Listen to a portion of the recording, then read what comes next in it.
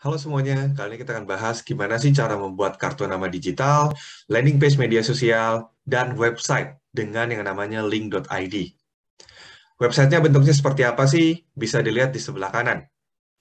Jadi, di sini kita bisa memasukkan informasi-informasi penting, dan kelebihan lainnya adalah ini bisa enak banget dilihat walaupun via handphone yang layarnya kecil.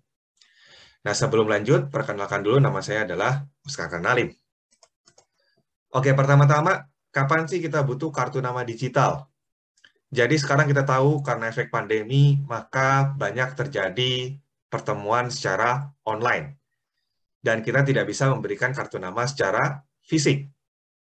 Dengan link.id, kita tinggal kasih linknya, maka mereka bisa dapat informasi-informasi yang mereka butuhkan tentang kita. Dan yang kedua juga ini untuk aktualisasi diri di internet. Jadi misalkan ada orang nih yang penasaran tentang informasi kita, mereka bisa dengan mudah dapat informasinya melalui link.id. Kedua, untuk landing page media sosial. Jadi kita tahu bahwa sekarang banyak banget sosial media dan kadang-kadang mungkin akunnya beda-beda namanya. Nah, di sini kita bisa membuat sebuah website link.id menampung semua sosial media kita terkait akun tertentu. Dan kalau ada yang nanya, kita tinggal kasih situs link.id-nya. Jadi mereka bisa pilih sosial media mana yang mereka punya dan mana yang mau mereka ikuti. Ini juga berguna khususnya untuk Instagram. Karena Instagram kan di profile itu hanya mengizinkan satu buah link. Kalau misalnya kita punya banyak sosial media, kan susah ya. Jadi kita bisa pakai link.id. Link.id itu yang dijadikan link di profile Instagram-nya. Lalu yang ketiga, ini juga bisa untuk website. Baik untuk kebutuhan personal, brand, event, bahkan organisasi. Jadi kita tidak perlu keluar biaya untuk membuat website-website tersebut. Nah, ada 5 komponen dari link.id, yaitu teks, video, foto, link, dan yang terakhir adalah akun media sosial. Nah, tanpa panjang-panjang, kita akan langsung coba gitu ya. Oke, pertama-tama kita buka website link.id, lynk.id. Lalu setelah itu di sebelah kanan atas ada tombol yang namanya sign up free, kita klik. Dan di sini kita akan membuat sebuah akun. Nah, pertama-tama dia akan minta email, nanti emailnya akan divalidasi. Jadi pastikan kita bisa akses ke email tersebut. Kedua, dia akan minta yang namanya username. Username ini akan menentukan situs kita nanti alamatnya seperti apa. Jadi kalau misalkan saya masukkan Oscar, maka nanti situs kita akan menjadi link.id/Oscar. Jadi pastikan sesuai dengan kebutuhannya. Kalau untuk kartu nama digital, maka silakan masukkan nama lengkap tanpa spasi. Tapi kalau misalkan ini untuk brand, maka masukkan nama brandnya. Kalau organisasi berarti nama organisasinya. Lalu setelah itu kita tinggal masukkan passwordnya. Kalau sudah, maka kita tinggal login. Nah, ini adalah tampilan kalau kita sudah login. Jadi, ada tab link, ada appearance, ada statistik, dan order. Pertama-tama, kita masuk ke appearance. Nah, di sini kita diminta untuk memasukkan profile picture. Bisa diklik, lalu choose file, lalu setelah itu kita tinggal pilih gambarnya. Misalkan yang ini, kita crop. Nah, perhatikan di sebelah kanan, ya, langsung ada gambar muka kita. Nah, kalau misalkan kita mau buatnya untuk brand atau mungkin untuk kegiatan, maka mungkin ini bisa diganti dengan logo brand atau logo kegiatan tersebut. Kalau nanti ujungnya mau di-delete juga bisa ya, kita bisa melakukan remove di sini. Berikutnya ada about you. Jadi di sini kita bisa tulis mungkin 1 baris atau 2 baris tentang kita sendiri. Misalkan, I am a computer scientist. Nah, nanti itu akan muncul di bawah tulisan akun kita. Jadi di sini I am a computer scientist, dan kita juga bisa pilih warna tulisannya kalau memang dirasa perlu. Berikutnya juga kita bisa memasukkan social link atau sosial media. Misalkan nih, oh saya pengen masukkan email agar mudah dikontak. Maka saya tulis misalkan abc@gmail.com. Lalu berikutnya, oh saya pengen masukin YouTube juga nih. Berarti tinggal masukkan, anggaplah Oscar Karnalim. Oh saya pengen masukin LinkedIn juga. Ya udah, berarti tulis Oscar misalkan.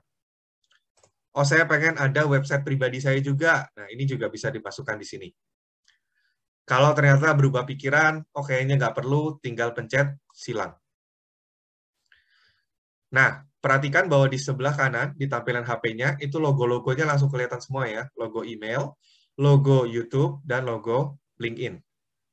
Lalu kalau misalkan, oh saya merasa kayaknya saya butuh logo YouTube-nya yang di depan. Baru setelah itu email. Ya, saya tinggal klik logo YouTube-nya, lalu saya drag ke atas. Saya geser ke atas. Perhatikan, logonya juga langsung berubah urutan di sebelah kanan. Nah, berikutnya kita juga bisa memilih template untuk tampilan. Jadi tinggal diklik saja, maka otomatis dia akan mengikuti template yang ada. Bahkan sebenarnya kalau misalnya kita ingin memasukkan gambar sendiri sebagai latar belakang, itu juga bisa. Jadi di sini ada yang namanya custom appearance, ini bisa dipilih semua. Mau masukin gambar latar belakang sendiri, mau bentuk tombolnya seperti apa, itu semua bisa diatur. Tapi untuk awal-awal, mungkin kita tidak perlu lakukan itu. Kalau sudah, kembali lagi ke tab link. Nah, di sini kita bisa menambahkan informasi dengan menekan tombol Add Block. Ada beberapa menu yang bisa kita pakai. Pertama-tama misalkan nih, oh saya pengen masukin gambar, maka saya pilih image. Setelah itu, saya ambil gambar image-nya, misalkan saya pilih yang ini. Tentu kalau gambarnya tidak sesuai ukurannya, dia akan minta untuk di crop. Kalau sudah, tinggal add.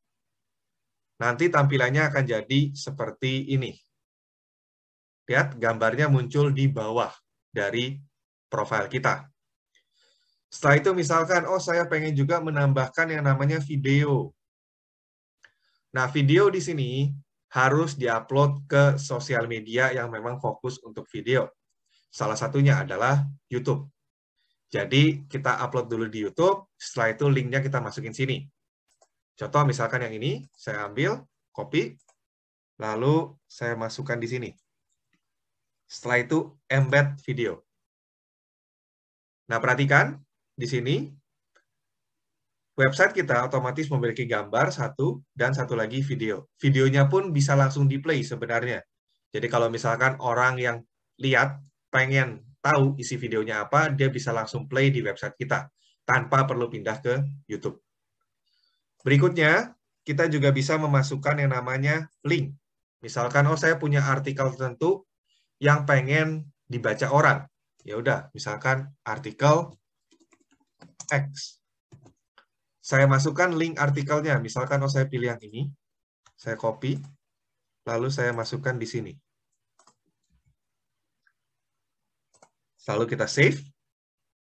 Dan lihat, tampilannya di bawah ada tombol tentang artikel X. Misalkan nih, saya merasa, oh kayaknya artikel X-nya pengen paling atas. Ya udah, tinggal di-drag ke atas. Seperti ini. Jadi tinggal klik lambang garis-garis yang ada di samping ini, lalu kita geser. Otomatis urutannya akan berubah. Berikutnya, misalkan, oh saya pengen nambahin teks dong, tulisan-tulisan kecil. Ya udah, bisa teks. Dan di sini bisa diatur ya, mau fontnya seperti apa, lalu size-nya mau seperti apa. Misalkan oh, saya pengen 24. Lalu saya tuliskan misalkan ini contoh teks. 1, 2, 3. Nah, di sini kita bisa pilih warna tulisannya dan warna background-nya. Kalau misalkan mau transparan juga boleh. Misalkan di sini saya biarkan saja warna hijau. Oke, nah perhatikan di bagian paling bawah itu ada tulisannya. Nah, sekarang gimana caranya kalau kita untuk membagikan link website ini ke orang lain. Kita tinggal klik share, lalu tinggal di paste kemanapun.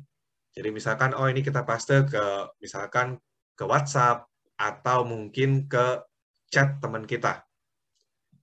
Lalu kita tinggal kunjungi, nanti tampilannya akan jadi seperti ini.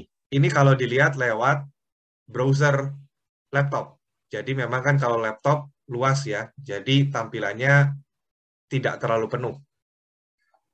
Gimana kalau misalkan dilihat via HP? Nah, kalau dilihat via HP, kurang lebih seperti ini. Nah, kelebihannya yang tadi saya bilang ya, jadi kalau link.id ini, walaupun dia dibuka via HP, tetap indah untuk dilihat. Dan perhatikan juga di atas bahwa alamat situs kita adalah link.id/Oscar Karnalim, di mana Oscar Karnalim ini adalah ID-nya.